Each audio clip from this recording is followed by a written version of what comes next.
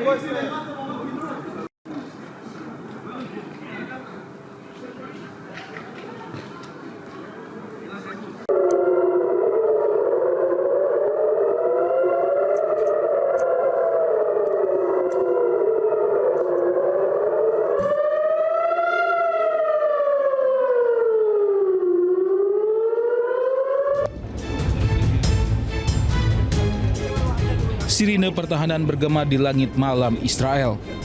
Rudal-rudal dari Iran dan Hezbollah menghujani Israel setelah berhasil menembus pertahanan Iron Dome Israel.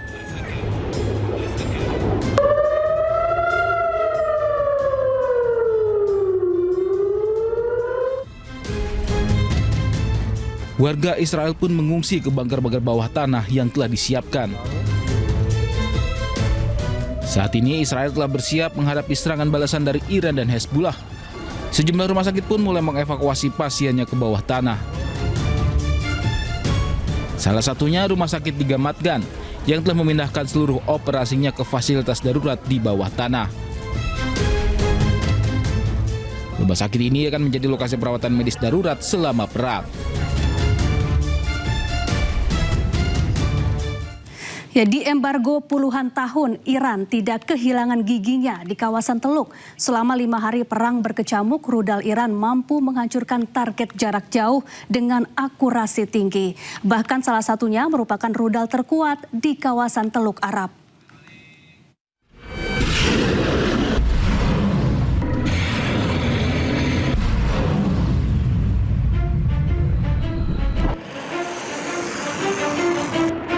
Masuk hari kelima perang antara Iran dengan Amerika dan Israel, saling serang rudal terus terjadi.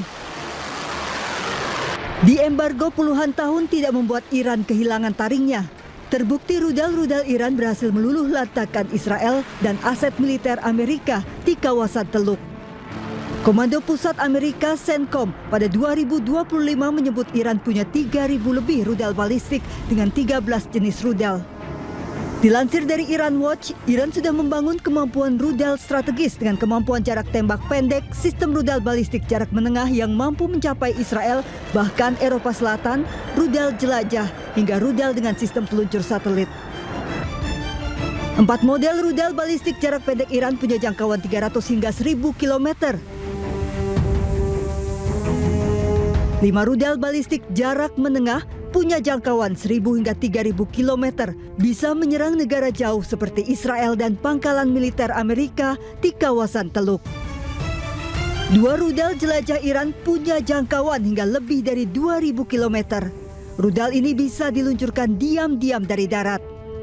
Rudal dengan sistem peluncur satelit digunakan misi luar angkasa yang menggunakan sistem peluncur dengan teknologi mirip rudal balistik jarak jauh bisa dialih fungsikan untuk keperluan militer.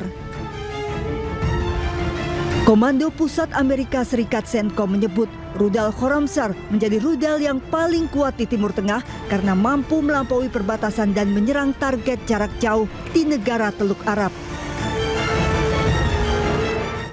Ya, untuk membahas konflik di Amerika Serikat Israel dengan Iran yang kian memanas dan dampaknya terhadap keamanan serta ekonomi global, kita bergabung bersama pengamat Timur Tengah, ada Ibu Dina Sulaiman. Selamat siang Ibu Dina, apa kabar? Ya, selamat siang Mbak Syafa. Baik, terima kasih. Baik, Bu Dina, ini pemimpin tertinggi Iran telah gugur. Amerika Serikat dan Israel menyebut serangannya akan terus berlangsung sampai beberapa pekan ke depan. Sementara itu Iran menggempur pangkalan militer Amerika Serikat di sejumlah negara Teluk. Bagaimana kemudian Anda melihat potensi konflik ini selanjutnya? Ya, kalau kita lihat sebenarnya dari sisi persenjataan sudah banyak pengamat militer ya yang menyatakan bahwa justru Amerika dan Israel lah yang betul-betul kerepotan sekarang karena cadangan senjatanya itu terutama ini ya rudal-rudal yang digunakan untuk menangkis rudal dan drone dari Iran itu semakin menipis. Dan bahkan ada pengamat militer yang menyebut sampai 5 hari sebenarnya cadangannya karena kalau kita lihat kan yang datang ke Iran itu adalah pihak Amerika ya. Jadi Amerika tidak di negaranya sendiri. Dan artinya kalau dia memerlukan suplai baru butuh waktu yang sangat lama dan ditambah lagi pangkalan-pangkalan militer Amerika Serikat di kawasan di negara-negara Teluk itu juga sudah dihancurkan oleh Iran sehingga memang justru Amerika yang sangat kesulitan di sini karena itu kemudian ini ya Perdana Menteri Inggris beberapa hari yang lalu menyatakan bahwa Amerika meminta bantuan kepada Inggris dengan cara meminjamkan pangkalan-pangkalan militernya di kawasan untuk digunakan oleh Amerika Serikat. Tapi kemudian juga kan pangkalan militer Inggris di Siprus juga ada serangan ya meskipun disebutkan ternyata penyerangnya bukan Iran tetapi Hizbullah. Tapi intinya adalah bahwa justru karena kondisi geografis kemudian kemenangan atau keunggulan geografis yang dimiliki Iran karena dia berada di wilayah sendiri itu sangat signifikan ya dalam perimbangan kekuasaan di antara Iran dan Amerika Serikat dan Israel gitu. Baik, jadi artinya setelah pangkalan militer Amerika Serikat di negara-negara Timur Tengah diserang Iran, kemudian Amerika tidak mendapat dukungan dari negara-negara Eropa, maka ke depan Amerika Serikat akan kesulitan begitu untuk melancarkan serangan berikutnya, Bu Dina. Iya, saya pikir seperti itu sehingga ketika ada pernyataan dari pemerintah Trump bahwa ini perang akan bisa sampai 5 minggu atau 8 minggu, itu sepertinya tidak berbasis pada realitas dan lebih kepada propaganda ya, karena di dalam negeri sendiri itu dari Pentagon sendiri kelihatan sudah berubah nadanya gitu ya, sudah menyatakan bahwa ini perubahan rezim tidak mungkin terjadi. Nah, kenapa ini penting? Karena memang yang disebut kemenangan dalam perang itu biasanya dilihat dari tercapai atau tidak tujuan yang di awal perang ya. Nah, Trump di deklarasinya di hari Sabtu itu kan menyatakan bahwa ya dia mengatakan orang-orang Iran segera turun ke jalan gitu ya dan ambil alih pemerintahan. Itu kan berarti menginginkan perubahan rezim ya. Sementara kalau untuk urusan nuklir itu kan sebenarnya sedang negosiasi. Jadi nuklir bukan penyebab dari serangan ini sebenarnya karena pihak Iran sendiri mau untuk bernegosiasi soal nuklir dan masih berlangsung padahal perundingan itu di Jenewa. Sehingga ketika sudah jelas yang diinginkan oleh Amerika Serikat dan Israel adalah perubahan rezim dan ternyata tidak terjadi meskipun sejak di hari pertama, sejak serangan pertama mereka kan membunuh pemimpin tertinggi Iran ya Ayatollah Khamenei. Mereka berharap dengan dibunuhnya pemimpin tertinggi, situasi chaos, kemudian terjadi penggulingan rezim. Ternyata itu tidak terjadi. Sehingga dalam situasi seperti ini, kalau Trump berkeras memperpanjang perang, tidak juga mau menghentikan serangan, ya situasi akan sangat berat. Dari sisi cost itu besar sekali. Dalam 4 hari saja, 4 hari pertama itu sudah ada laporan bahwa lebih dari 2 miliar US dollar yang habis dari pihak Amerika ya. Jadi costnya itu besar sekali karena memang persenjataan misil atau rudalnya Amerika itu biayanya sangat besar, harganya sangat mahal dibanding dengan rudal dan drone buatan Iran yang dibuat secara mandiri itu jauh lebih murah. Sehingga kalau buat Iran nafasnya bisa panjang, tapi kalau buat Amerika Serikat karena sisi cost ini memang diragukan. Apalagi ekonomi Amerika juga sedang mengalami penurunan. Belum lagi kita bicara soal tekanan ekonomi akibat ditutupnya Selat Hormuz. Ini juga pasti akan membuat negara-negara sekutu Amerika Serikat sendiri termasuk juga Eropa yang terancam dengan penutupan Selat Hormuz ini karena akan mengganggu suplai bahan bakar ke mereka, tentu tekanannya akan semakin besar dan juga belum lagi tekanan di dalam negeri ya, karena hanya dalam salah satu polling itu disebutkan hanya 18% rakyat Amerika Serikat yang mendukung serangan Trump ke Iran. Saya pikir dengan banyak variabel seperti ini ya Amerika tidak bisa melanjutkan perang sampai lama gitu ya. Pilihannya adalah ya dia mencari cara untuk gimana menghentikan perang tapi dengan tidak kehilangan muka. Baik, kemudian kalau menurut Anda Bu Dina, bagaimana kemungkinan sikap negara-negara Teluk pasca Iran menyerang pangkalan militer Amerika Serikat di negara-negara Timur Tengah? Ya sebenarnya kalau dari dalam negara Teluk sendiri ya itu sudah banyak pengamat dari dalam mereka gitu, belum secara resmi dari pihak pemerintah itu sudah sudah concern ya, sudah sangat prihatin dengan situasi ini karena terlihat sekali itu pangkalan militernya Amerika Serikat ternyata justru merugikan mereka.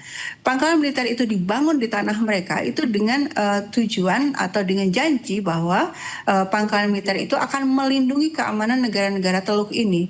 Tapi buktinya justru keberadaan pangkalan militer Amerika Serikat itu karena digunakan untuk menyerang Iran, akhirnya Iran membalas dengan menyerang pangkalan militer itu.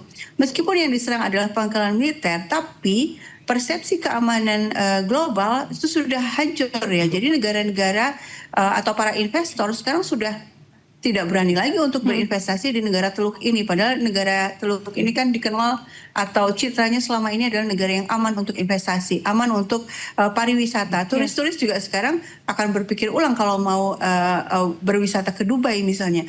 Dan bandara juga sudah ditutup sehingga berat buat mereka untuk melanjutkan perang ini karena mereka tahu ini bukan perangnya mereka. Ini perangnya Israel gitu ya. Jadi mereka tuh tidak ada keuntungan sama sekali di sini, bahkan rugi di sini sehingga saya pikir mereka juga melakukan back channel diplomasi ya, diplomasi tertutup berusaha menekan Amerika untuk menghentikan serangan dan juga berusaha mencari cara juga ke Iran gitu ya untuk misalnya menahan serangan. Intinya mereka melakukan upaya-upaya ya supaya tidak berlangsung lebih lama lagi. Baik, kemudian Bu Dina, upaya apa yang sebaiknya dilakukan untuk meredam ketegangan antara AS Israel dengan Iran ini? Kemudian pihak-pihak mana saja yang semestinya turun tangan untuk menjadi mediator dalam konflik ini? Ya, ketika sudah terjadi seperti ini tentu memang sulit untuk berbicara soal mediasi ya. Kenapa? Karena ini Amerika Serikat dan Israel ini sudah melanggar garis merahnya Iran ya. Artinya ini sudah nggak main-main lagi. Pemimpin tertingginya loh yang dibunuh gitu. Jadi buat Iran ini sepertinya tidak ada kata mundur lagi. Dia akan berusaha semaksimal mungkin untuk menimpakan pembalasan ya kepada Amerika Serikat dan Israel. Dan ditambah lagi Iran juga punya sekutu yang kuat ya, yang mampu melakukan serangan dengan masif yaitu Hizbullah, dan kita tahu juga ada di Yaman, Ansarullah Yaman juga sudah menyatakan akan membantu, dan Ansarullah Yaman ini bahkan juga punya posisi yang unggul juga dari sisi bahwa dia mampu menutup Laut Merah. Nah ini kan juga akan semakin mengganggu suplai logistik dunia. Belum lagi kita bicara soal milisi-milisi di Irak.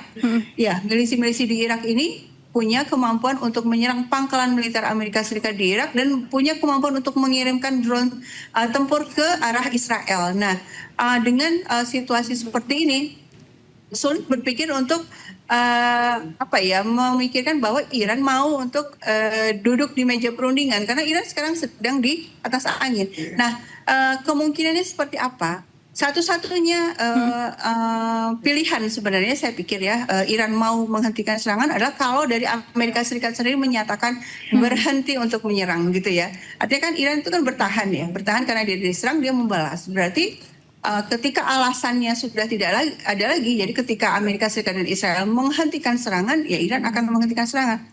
Sekarang berarti kan bolanya ada di Amerika ya. Amerika masih terus mau melanjutkan kesalahan ini dengan resiko yang seperti sekarang, keuangannya atau APBN-nya berdarah-darah seperti sekarang karena banyak sekali ya biaya yang harus dia habiskan, atau mengambil jalan yang realistis, pilihan-pilihan yang rasional, yaitu berhenti untuk perang, dan apalagi perang ini juga sebenarnya bukan buat kepentingan Amerika ya. Kembali Amerika menyerang ini sebenarnya adalah demi Israel, bukan demi Amerika Serikat sendiri. Baik. Lalu apakah PBB masih memiliki peran yang signifikan? Lalu bagaimana dengan BOP dan bagaimana pula dengan posisi kekuatan global lain seperti China dan Rusia dalam konflik ini? Dari sisi PBB saya pikir memang sudah ada upaya untuk sidang Dewan Keamanan, tapi kan masalahnya di Dewan Keamanan itu ada Amerika Serikat sendiri ya. Amerika Serikat yang menjadi agresor dan dia ada di dalam Dewan Keamanan, tentu dia akan memveto keputusan-keputusan yang ia anggap merugikan kepentingannya gitu ya, sehingga sulit untuk berharap pada PBB. Tapi bukan berarti PBB tidak ini ya, artinya bukan berarti PBB ditinggalkan begitu saja. Saya pikir negara-negara perlu tetap mempertahankan forum PBB ini untuk menggalang dukungan semaksimal mungkin kepada Iran sebagai korban dari agresi dan menekan Amerika Serikat dan Israel yang melakukan agresi sebagai agresor ini. Dan dari sini ya, dari kita melihat betapa PBB tidak berdaya, meskipun juga ada peluang kalau negara-negara kompak ya untuk melakukan sebuah tindakan nyata, kita bisa melihat apalagi BOP gitu ya, apalagi BOP yang dipimpin oleh Trump dan aturan-aturan yang ditetapkan oleh Trump. Trump itu punya hak veto. Ya sama sekali tidak ada harapan dari BOP ya. Board of Peace, Dewan Perdamaian, tapi justru ketuanya melakukan agresi kepada sebuah negara yang berdaulat. Jadi tidak bisa diharapkan juga BOP. Saya pikir harapannya ada di upaya-upaya diplomatik bilateral ya. Negara-negara berupaya melakukan back channel diplomasi, membujuk pihak-pihak yang terlibat untuk menghentikan serangan. Baik, sayang sekali waktu kita terbatas. Bu Dina Sulaiman, pengamat Timur Tengah, terima kasih sudah bergabung bersama kami di Breaking News. Iya, sama-sama, terima kasih.